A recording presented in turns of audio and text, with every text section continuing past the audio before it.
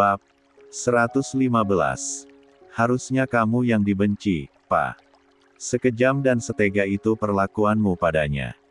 Apa Okan masih belum cukup kau jadikan pelampiasan? Ashifa dan Okan jadi korban rasa sakit hatimu padaku. Ranti terisak pilu. Taruman menunduk dalam. Sesal memang selalu menjadi pemenang di akhir. Pembicaraan serius malam itu selesai dalam waktu 3 jam. Berakhir dengan penerimaan maaf Taruman. Ranti dan Okan tentu saja menyambut baik perubahan sikap Taruman. Hanya saja, Ranti ingin sekali bertemu dengan Cici, ingin memeluk anak gadis dari wanita yang menjadi korban kekejaman Taruman. Apa Cici mengetahui kisah hidup orang tua kandungnya? Tanya Ranti. Taruman mengangguk. Ranti menghela napas dalam dan memejam. Okan, berdoalah papamu tetap panjang umur setelah perubahannya malam ini, ucap Ranti akhirnya. Ranti, kamu masih saja menganggap perubahanku adalah tanda-tanda orang yang akan meninggal. Tanya. Taruman. Perubahanmu sangat tiba-tiba. Kenapa tidak ancang-ancang dulu jadi aku dan Okan tidak kaget? Mana bisa begitu? Taruman mengedikan bahu dan merentangkan tangan. Okan mesem tipis. Hatinya seringan kapas kini. Kekejaman Taruman menghilang begitu saja dari ingatannya setelah Taruman mengucapkan kata maaf dan melihatnya berbicara biasa dan lembut pada Ranti. Tepat jam 12 malam, mereka memutuskan untuk tidur. Okan masuk kamarnya dan Ranti, tentu saja. Ranti ditemani Taruman masuk kamar. Ranti agak gugup sebetulnya berdua dengan Taruman di dalam kamar. Wah, kamu mendekor kamar dengan semua warna coklat muda, seru Taruman tersenyum senang. Ranti duduk di tempat tidur. Taruman pun duduk di sebelahnya. Ranti menunduk. Kenapa pipimu merah? Tanya Taruman. Aku hanya gugup. Betapa sepi dan dingin malam-malam yang kau lalui tanpaku, Ranti. Taruman mengelus punggung Ranti. Ranti seketika meremang. Sentuhan lembut Taruman membuatnya semakin gugup. Apalagi saat Taruman membelai rambutnya. Jarak keduanya semakin terpangkas. Hela napas Taruman terasa hangat di dekat telinganya. Apa aku masih berhak menyentuhmu? Bisik Taruman. Sudah tak usah beromantis-romantisan, kita sudah tua, sahut Ranti menahan debur di dada. Boleh aku memelukmu? Ranti membeku. Tubuhnya terasa ringan. Ingin pingsan saja rasanya. Ranti. Taruman kaget, Ranti ternyata benar pingsan dalam pelukannya. Perlahan Taruman membaringkan tubuh Ranti. Dia kebingungan dan lalu keluar kamar menuju kamar Okan. Okan, keluarlah. Gedor Taruman keras di pintu kamar Okan. Papa baru saja meminta maaf tapi sudah kembali menggedor pintu kamarku dengan keras, protes Okan pelan. Mamamu pingsan. Taruman tampak bingung. Papa apain mama? Tadi papa minta izin buat meluk mamamu. Tapi mamamu malah pingsan. Okan menepuk dahinya lalu keluar kamar menuju kamar Ranti. Mama pingsan beneran apa bohongan kayak siang tadi? Bisik Okan. Tak ada sahutan dari Ranti. Mama pingsan betulan. Memang ada pingsan bohongan? Tanya Taruman. Papa olesin kayu putih saja di hidung mama atau kaos kaki papa juga boleh, usul Okan asal. Ranti membuka mata. Jangan kaos kaki, mama bisa pingsan betulan, Okan. Okan dan Taruman menerkam Ranti sama-sama di tempat tidur. Kalian yang akur, iya. Aku ngantuk. Okan berpamitan. Kan, mama gugup, temani mama di sini. Pinta Ranti. Aku menonton aktivitas dua orang dewasa. Aku ini bujang lapuk, ma. Tega betul. Gerutu Okan seraya berlalu keluar kamar dengan langkah cepat. Di kamarnya Okan kembali menghempaskan tubuh. Dia meraih dompet lalu mengeluarkan sebuah foto dari selipan banyak kartu nama. Foto Saskia. Apa kabar, Kia? Aku senang melihatmu bahagia bersama Aleska. Anakmu Keinara juga sangat menggemaskan. Sampai detik ini aku masih saja merindukanmu. Ranti, kamu kenapa jadi aneh? Tanya Taruman. Wajar, toh. Aku gugup karena ini terasa malam pertama lagi bagiku. Taruman terdiam. Dulu aku manis, iya. Dan tampan tentu saja, jawab Ranti memalingkan wajah. Apa sekarang aku masih tampan? Sekarang sudah tua. Tapi kamu masih mencintaiku. Ranti diam saja. Kalau tidak cinta, aku sudah lama pergi dengan Okan. Apa malam ini kita akan tidur saja? Ya memang mau ngapain? Tanya Ranti. Kenapa aku jadi aneh seperti ini? Cepat sekali perubahanku. Taruman bingung. Kamu sudah kembali. Istri Reza Darmawangsa sudah meruqyahmu dengan hanya kalimat singkat saja. Jin yang bersarang di tubuhmu sudah pada kabur. Karena sifat aslimu memang baik dan penyayang. Semua berubah karena kesalahanku. Tapi aku menebusnya dengan tetap setia padamu meski kuhabiskan ribuan malam berteman sepi dan sunyi. Taruman membelai rambut Ranti, beralih ke wajahnya lalu mengusap lembut bibir mereka yang masih tampak kenyal itu dengan lembut. Perlahan jarak di antara mereka semakin terpangkas. Hela napas keduanya terasa hangat di wajah masing-masing. Kenapa matamu tidak terpejam? Tanya Taruman. Memang harus. Aku lupa caranya berciuman, sahut Ranti. Taruman melepas kedua tangannya dari wajah Ranti. Kenapa dari tadi kau selalu merusak suasana romantis? Sudah aku bilang aku gugup, jawab Ranti berusaha santai. Padahal debur jantungnya tidak keruan karena dia bisa kembali sedekat ini dengan Taruman. Taruman berdiri, mengambil 2 gelas minuman hangat yang tersedia. Minumlah, untuk menghilangkan kegugupan. Kita ini bukan perjaka dan perawan lagi.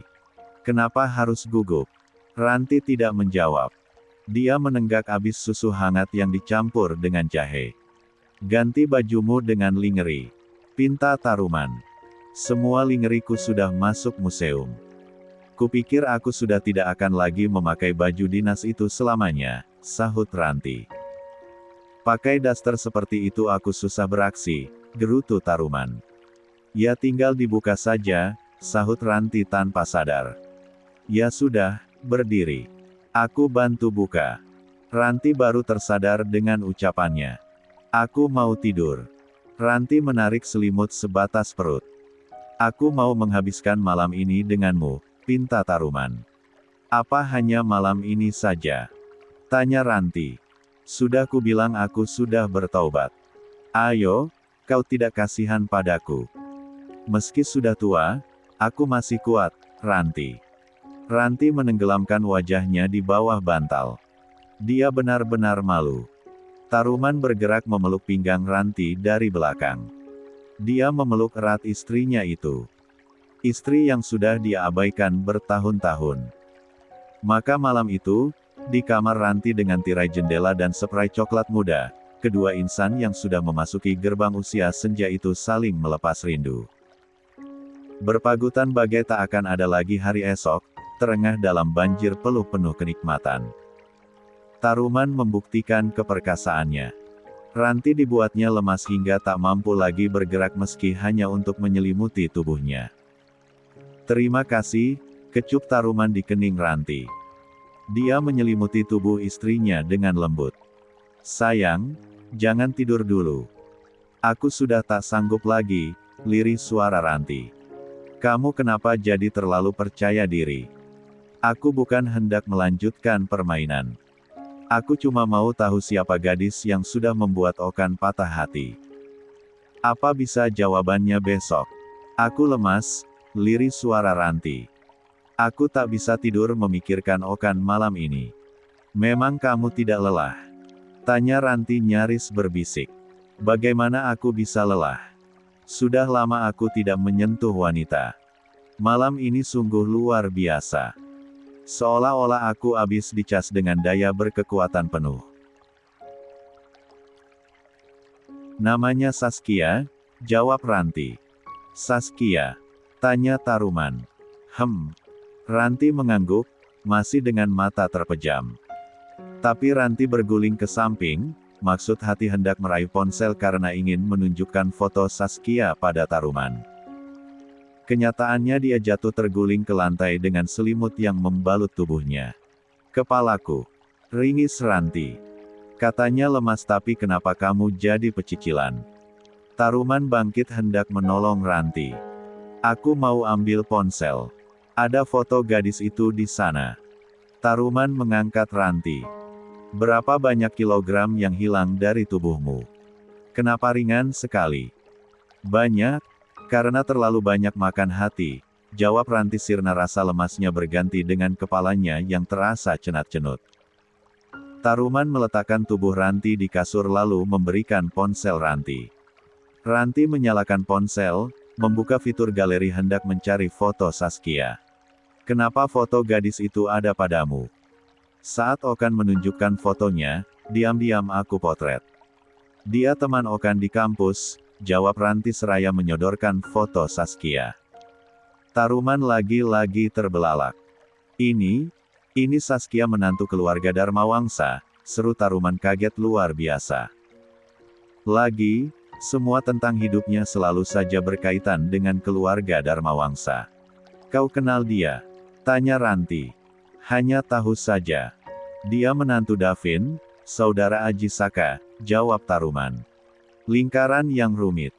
Terkadang, Okan masih saja selalu membicarakan gadis itu sesekali. Ranti menerima ponsel dari Taruman lalu meletakkannya di atas meja kecil di samping tempat tidur. Ayo, kita tidur. Ranti memejam. Taruman membelai kepala Ranti dan menatap lekat wajah istrinya. Dia merasa sangat bersalah, sudah menelantarkan Ranti setiap malam. Keesokan harinya, Taruman dan Ranti berada di meja makan dengan rambut basah. Okan mengerti apa artinya. Dia senang akhirnya kedua orang tuanya bisa menyatu setelah perang dingin melanda rumahnya bertahun-tahun. Taruman dan Ranti saling senyum dan bertukar tatap sesekali.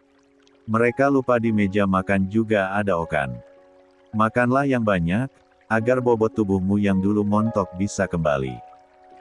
Taruman menuang lauk pauk ke piring Ranti. Atau mau aku suapin? Tanya Taruman. Ranti hanya tersipu. Okan menghela napas pasrah melihat ulah kedua orang tuanya. Apa kalian melupakan aku? Tanya Okan. Ranti dan Taruman menoleh. Keduanya berdehem lalu sibuk makan masing-masing. Okan, nanti makan siang bersama Papa, ya. Papa akan mengenalkanmu dengan seseorang, ucap Taruman. Aku makan siang sering dibawakan makanan keluarga Darmawangsa. Masakan buatan Chef Dimitri sungguh sangat lezat, tolak Okan halus. Minta izinlah pada Reza untuk tidak makan siang bersamanya. Mau bertemu siapa, Pak? Tanya Okan. Anak rekan Papa. Siapa tahu kamu cocok dengan dia. Papa mau menjodohkan aku. Okan berkata malas. Taruman meminum air mineral hingga setengahnya. Coba lihat Papa dan Mama, apa kamu tidak iri melihat rambut kami basah? Dipastikan tiap pagi kamu akan melihat rambut kami basah. Ranti menyenggol tangan Taruman dengan malu-malu. Kenapa harus iri dengan rambut kalian yang basah? Tanya Okan. Tinggal keramas sendiri. Taruman menghela napas keras. Kamu harus punya keturunan. Memang kamu mau bekerja di perusahaan Papa setelah kamu cinta mati pada Reza Darmawangsa? Papa cemburu? Tanya Okan. Tidak. Papi hanya malu padanya, sahut Taruman pelan. Okan tak enak hati mengetahui Taruman malu pada Reza Darmawangsa yang usianya jauh lebih muda dari Taruman. Kalau mau makan siang bersama ya ayo. Tapi tak ada acara jodoh perjodohan, ucap Okan. Percuma kamu setia sama istri orang. Saskia dan Aleska sudah hidup bahagia. Kau pun berhak hidup bahagia. Cobalah buka hati pada perempuan lain. Okan terkejut dengan ucapan Taruman. Dia melirik Ranti. Mulai hari ini papamu kan sudah akan memperhatikan hidupmu termasuk perkara jodoh atau pasangan hidup, ucap Ranti memberi kode pada Okan. Kia, aku sudah cukup bahagia meski harus menghabiskan rindu tanpa memilikimu. Tak bosan-bosannya aku mengeja namamu dalam untaian doa yang kulangitkan. Berharap kau selalu baik-baik saja. Rasanya hati ini enggan membuka hati untuk cinta yang lain. Kau sudah memangkas abis pohon cinta yang kupunya, Kia. Abis tak bersisa. Rangga berjalan perlahan di koridor rumah. Sepi. Para asisten rumah tangga sedang pergi shopping ke pasar kaget. Lanita dan Reza pergi ke rumah Nilam. Cici ada di rumah Aleska. Isadora dan Dimas sedang seru bermain game. Bahkan Hilman CS sedang keluar rumah semuanya. Aji Saka menugaskan sesuatu pada mereka. Dia hanya melihat Fernando, guk-guk milik Ashifa meringkuk di dekat rumah kecilnya, diikat dengan kuat di sebuah tiang. Remaja tampan itu berjalan cepat jauh menuju areal pemakaman, ada yang sedang dia tuju. Makam Mutiara. Halo, Ibu. Apa kabar? Rangga duduk di tepi nisan Mutiara. Aku harus menunggu semua orang pergi untuk bisa mengunjungimu. Kau tahu, Bu? Cici sudah mengetahui siapa orang tua kandungnya dan semua orang sudah tahu. Hanya aku yang tetap bertahan diam-diam dan berpura-pura tidak tahu apa-apa. Rangga mengusap nama Mutiara yang terukir di atas nisan. Entah sampai kapan ayah Tama menguak tabir tentangku. Aku ingin sekali melihat wajahmu. Ayah Tama pasti menyimpan fotomu, Bu. Semilir angin pagi menembus hoodie yang dikenakan Rangga. Dia merasakan angin musim kemarau yang menusuk, pagi terasa sangat dingin tapi siang sungguh sangat menyengat. Alasan ayah Tama tetap menyembunyikan identitasku, aku mengerti betul, Bu. Keluarga ayah jauh berbeda dengan keluarga Papa Angsa. Jadi aku memilih diam serta berpura-pura tidak tahu. Sulit rasanya memandang mata ayah Tama. Matanya mirip sekali denganku. Bukan begitu, Bu? Rangga menunduk dalam, teringat Guntur yang penasaran dengan orang tua kandungnya. Rangga bukan tidak mau mengetahuinya melainkan dia sendiri sudah tahu lebih dulu. Jauh sebelum Cici dan Dora tahu siapa orang tua kandung Cici. Rangga hanya menyimpan rahasia dirinya sendirian. Wiratama pikir, keluarga Darmawangsa tidak akan ada yang curiga kenapa dia selalu mengunjungi areal pemakaman. Meski Tama selalu pergi diam-diam ke makam Mutiara, Rangga kerap melihatnya dari jendela. Kamar. Piano yang sering dimainkan Rangga terletak di dekat jendela. Rangga selalu belajar musik dengan semilir angin alami yang menyejukkan. Seringkali Rangga melihat Wiratama pergi ke areal pemakaman bahkan ditemani Lani dan Reza. Rangga tahu jika Wiratama sama sekali tidak ada hubungan keluarga dengan Darmawangsa. Tapi kenapa seringkali mengunjungi makam leluhur keluarga Reza? Bahkan Reza atau Aji Saka sendiri tidak sesering itu pergi ke areal makam. Merasa penasaran, diam-diam Rangga pernah mengunjungi makam setelah kunjungan Wiratama. Dia ingin tahu di pusara mana bunga mawar yang selalu dibawa Wiratama saat pergi ke makam. Di sana, di pusara Mutiara lah Rangga melihat mawar-mawar segar diletakkan di atasnya. Siapa Mutiara? Kenapa hanya makam Mutiara yang dikunjungi Wiratama? Seingatnya, tidak ada foto bernama Mutiara dalam album keluarga Darmawangsa. Rangga tidak seperti Dora yang harus meneliti kembali satu persatu album foto keluarga Darmawangsa.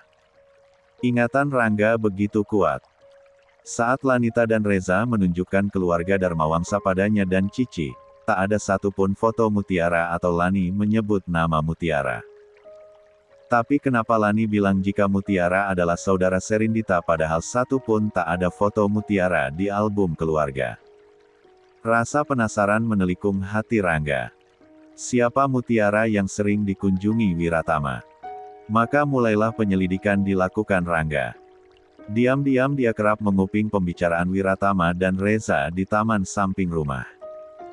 Semua rahasia keluarga Wiratama pun Rangga mengetahuinya dengan jelas. Tanggapan Rangga tentu saja terkejut dan membuatnya kepikiran berhari-hari saat pertama kali mengetahui identitas dirinya. Tapi Rangga pun tahu kecemasan Lanita. Lanita selalu cemas hari itu tiba, hari di mana dirinya harus mengetahui identitasnya yang sebenarnya. Rangga menyimpan rapat rahasia dirinya. Dia mengerti kondisi keluarga Wiratama dan dia pun paham isi hati Lani dan Reza yang selalu khawatir jika kelak, Wiratama akan mengambilnya sebagai ahli waris keluarga. Tanjung Kusuma.